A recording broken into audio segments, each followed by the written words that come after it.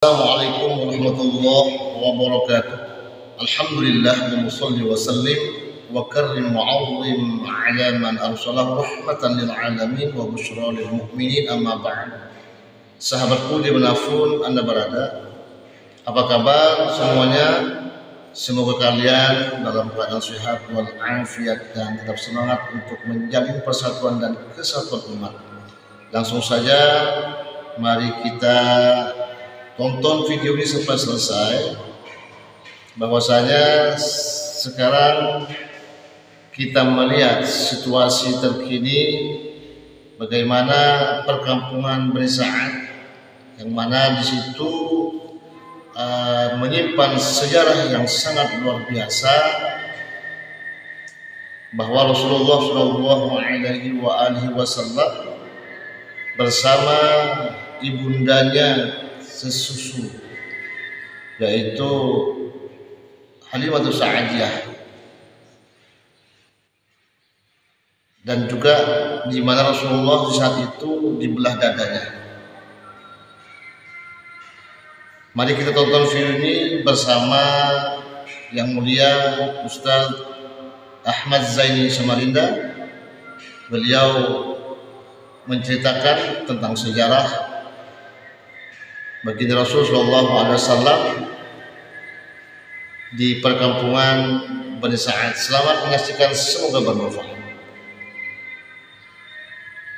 Assalamualaikum warahmatullahi wabarakatuh. Alhamdulillah rabbil alamin. Allahumma shalli ala sayyidina Muhammad wa ala sayyidina Muhammad. Para jamaah yang dimuliakan Allah, alhamdulillah saat ini kita berada di perkampungan Bani Sa'ad, yaitu perkampungan yang dulu Rasulullah pernah tinggal di perkampungan ini dari beliau bayi, karena beliau dulu tinggal bersama ibu susu beliau yang bernama Sayyidah Halimatus Sa'diyah. Nah, itu adalah perkampungan Bani Sa'ad. Jadi memang para jamaah, perkampungan Bani Sa'ad ini kalau kita perhatikan saat ini di kota Mekah cuaca sangat panas, bahkan mencapai 45 derajat lebih di kota Mekah. Namun saat ini kita jam 12 lewat siang di perkampungan Bani Sa'ad, kita merasakan bahwa hawa di sini sangat dingin. Maksudnya hawanya sejuk. Padahal kita berada di siang hari yang sangat panas. Tetapi di sini Masya Allah sejuk, tidak terasa panas sama sekali. Dan saat ini kita berada di tempat yang diriwayatkan oleh penduduk setempat. Kami melihat di beberapa tulisan daripada para ulama, dan juga ada salah seorang tadi yang tinggal di sini lebih dari 35 tahun. Dia mengatakan bahwasanya ini adalah lokasi rumah Sayyidah Halimatus Sa'diyah. Adapun ruangan ini ada terdapat berbagai riwayat bahwa dulu dikatakan di sini adalah tempat tidur Sayyidah Simah, saudari sesusu Rasulullah, anak daripada Halimatus Sa'diyah. Namun ada juga yang mengatakan bahwa mereka berkumpul tidur di tempat ini. Jadi di ruangan ini adalah tempat tidur dari keluarga Sayyidah Halimatus Sa'diyah. Dan kemudian di sebelah ini juga ada dua riwayat. Yang pertama adalah yang mengatakan bahwa ini adalah ghurfa atau kamar daripada Sayyidah Halimah sendiri. Karena ini tadi adalah milik anak beliau, maka ini adalah ghurfa daripada Sayyidah Halimah Sa'diyah. Dan ada juga yang mengatakan bahwa sebenarnya ruangan ini adalah ruangan berkumpul. Jadi ruangan mereka berkumpul, ruangan mereka bersama adalah ruangan ini. Tetapi intinya ini adalah lokasi rumah daripada Sayyidah Halimatus Sa'diyah. Nah, nanti di sana juga ada riwayat mengatakan di situ tempat mereka meletakkan kambing mereka, gembala mereka. Dan juga yang dikatakan ketika Rasulullah datang ke perkampungan Bani Sa'ad, tadinya perkampungan Bani Sa'ad ini terjadi kemarau yang sangat panjang. Dengan kehadiran maka tiba-tiba Allah Subhanahu wa Ta'ala memberikan keberkahan kepada perkampungan Bani Sa'ad. Bahkan dikatakan semua binatang-binatang yang ada di perkampungan Bani Sa'ad itu memakan daripada rumput-rumputan yang tumbuh, karena dulu ketika kehadiran Rasulullah perkampungan Bani Sa'ad ini sangatlah hijau.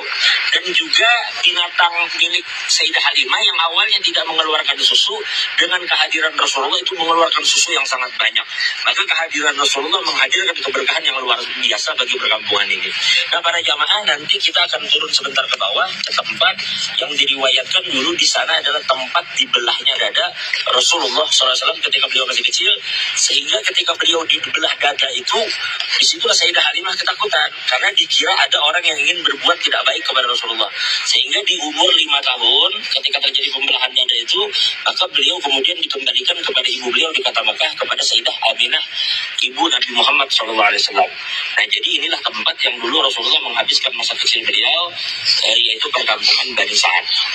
Jadi ada sedikit cerita pada jamaah ketika Rasulullah itu beliau ingin dibawa, memang dikatakan orang-orang itu tahu bahwa Rasulullah ini yatim, sehingga orang-orang lebih memilih untuk menyusui anak-anak yang memang memiliki bapak. Namun Sayyidah Halimah ketika beliau pertama kali melihat bayi Rasulullah itu, dikatakan ketika beliau buka selendang yang menutup wajah Rasulullah saat itu, ketika dibuka diriwayatkan Rasulullah tersenyum kepada Sayyidah Halimah, maka senyuman itu menancap di hati Sayyidah Halimah sehingga Sayyidah Halimah itu jatuh cinta ketika pertama kali melihat Rasulullah Sallallahu Alaihi Wasallam. Sehingga kemudian dikatakan Halimah ini ketika datang ke kota Mekah, kita naik mobil ke tempat ini para jamaah mungkin lebih dari 100 kilo lah, jaraknya lebih kurang dari kota Mekah. Namun 160 kilo, lebih dari 100 kilo, perjalanan cukup jauh para jamaah. Dan di saat itu Sayyidah Halimah datang ke kota Mekah dengan menggunakan kendaraan, dengan menggunakan hewan beliau, diriwayatkan menggunakan himar atau hewan-hewan yang beliau tunggangi. Sampai di kota Mekah, Sayyidah Halimah memang tertinggal karena beliau menaiki tunggangan yang lambat. Nah, namun ketika pulang berjamaah, ketika mereka sudah membawa Rasulullah, maka tiba-tiba tunggangan itu menjadi tunggangan yang jalannya paling cepat sehingga meninggalkan binatang-binatang yang lain. Nah, sehingga guru kami dulu ketika menjelaskan ini, beliau katakan, lihat bagaimana binatang saja yang tadinya terkebelakang lambat, dengan sebab Rasulullah ada pada binatang itu, maka binatang itu kemudian menjadi terdepan dan cepat. Nah, maka begitulah setiap orang yang menghadirkan Rasulullah di dalam hatinya, menghadirkan Rasulullah dalam kehidupannya, dia pasti akan diangkat oleh Allah Subhanahu wa taala, serta akan diberkahi oleh Allah Subhanahu wa taala. Wabarakatuh. Alhamdulillahirabbil alamin. Allahumma shalli ala sayyidina Muhammad wa ala ali sayyidina Muhammad. Para jamaah yang dimuliakan Allah, jadi seperti kita katakan kan, kita tadi dari atas di perkampungan Bani Sa'ad. Nah, sekarang kita berada di bawah, di tempat yang menurut riwayat adalah tempat dulu ketika Rasulullah bermain bersama teman-teman sebaya beliau. Tiba-tiba datang malaikat yang mendatangi Nabi dan kemudian membelah dada beliau. Nah, menurut riwayat para jamaah, inilah lokasi tempat dibelahnya dada Rasulullah. Ini lokasi tempat dibelahnya dada Rasulullah. Ya. Nah, adapun hikmah dibelahnya dada itu ada berbagai penuturan daripada guru-guru yang kita dengar daripada mereka. Yang pertama, ada yang mengatakan sebenarnya hikmah dari pembelahan dada Rasulullah di satu sisi adalah mengeluarkan sesuatu yang dikatakan kalau bahasa sebagian guru kita adalah mengeluarkan bagian syaitan. Apa yang dimaksud dengan bagian syaitan bukan berarti dada Rasulullah itu ada keburukan lalu keburukan itu dikeluarkan, bukan. Tetapi ada sebagian guru kita yang mengatakan hikmah atau maksudnya adalah daripada rahmatnya Rasulullah. Rasulullah ini kan ujar bahasa Banjar itu rahmat lingkungan. Ya. Maka ditakutkan ujar ulama dengan rahmat itu bahkan sampai syaitan pun akan mendapat bagian daripada rahmat tadi.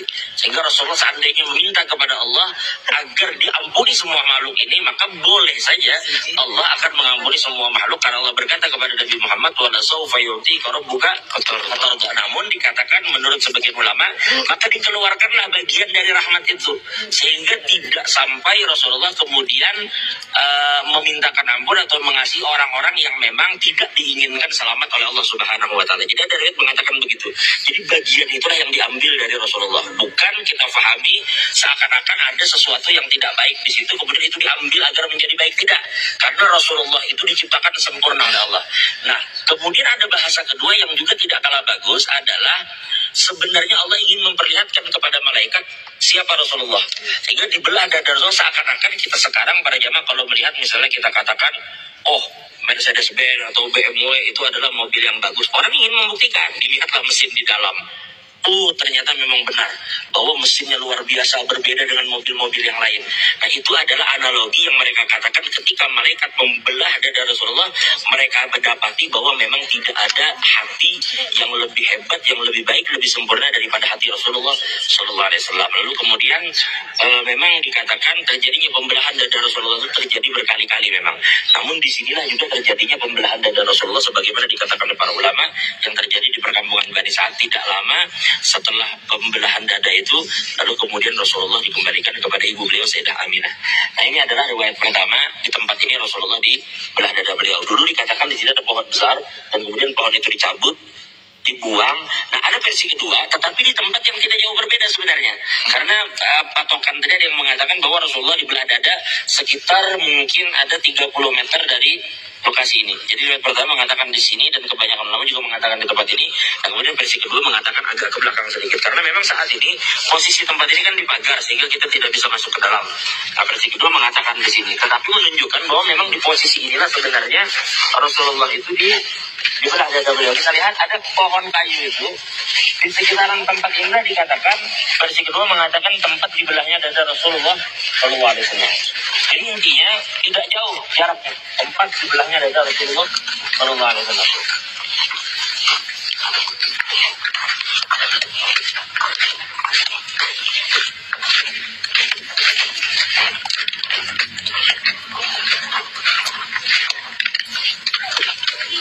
Nah, di sekitaran tempat ini para jamaah menurut riwayat.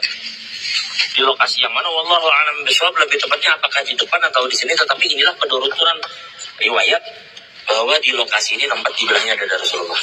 Kita mohon kepada Allah mudah-mudahan dengan berkah kita berada di tempat ini, Allah bersihkan hati kita, Allah jauhkan hati kita dari segala noda-noda, kotoran-kotoran hati. Begitu juga keluarga kita, anak cucu kita dijadikan orang yang saleh dan salihah. Mudah-mudahan semua yang menyaksikan insyaallah bisa berkunjung berziarah ke tempat ini untuk melihat perkampungan yang dulu Rasulullah hidup di kampung ini. Mudah-mudahan dikabulkan segala hajat kita dunia dan akhirat. Insyaallah semuanya diberikan kesempatan berhaji dengan haji yang mabrur. Amin ya rabbal alamin. Wassalamualaikum warahmatullahi wabarakatuh. Assalamualaikum warahmatullahi wabarakatuh. Demikianlah sahabatku sejarah bahwa Rasulullah SAW dibelah dadanya di saat itu berada. Nah, demikianlah sahabatku videonya, semoga bermanfaat.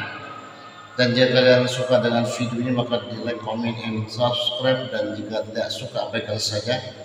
Semoga Allah Subhanahu wa Ta'ala senantiasa memberikan taufik hidayah serta inayahnya buat kita semua. Semoga kita segera dipanggil oleh Allah Subhanahu wa Ta'ala untuk melaksanakan ibadah haji dan umrah. Amin ya rabbal alamin. Saya akhiri, wassalamualaikum warahmatullahi wabarakatuh. Sampai jumpa.